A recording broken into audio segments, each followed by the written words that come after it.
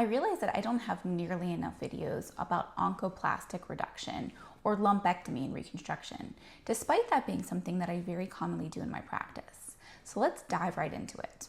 The first thing that you need to think about if you're having breast conservation therapy, which means a lumpectomy, usually followed by radiation, is incision placement. This is something that is almost never discussed with patients, but really impacts your short and long-term outcomes. Now, I work with amazing breast surgeons who just take that into account when they are planning their lumpectomy. Where can they place the incision that it will be most hidden? Is it around the areola? Is it underneath the breast? Is it up in the armpit where they have to take their sentinel node biopsy from?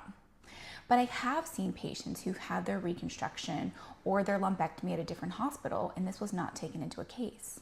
There will be a scar 2 centimeters away from the areola. Why wasn't the scar just placed into the areola? A scar on the outer quadrant of the breast that could have been better hidden.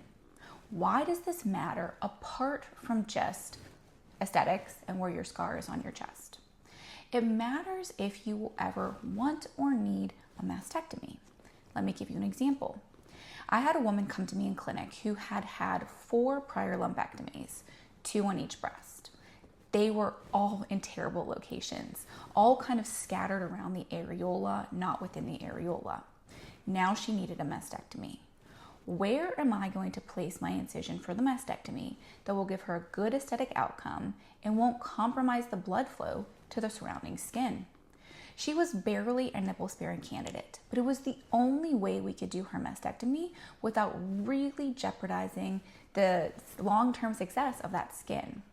So thankfully for her, it worked out fine. But I think that this is something that you really need to discuss with your breast surgeon. Where are you going to put my incision?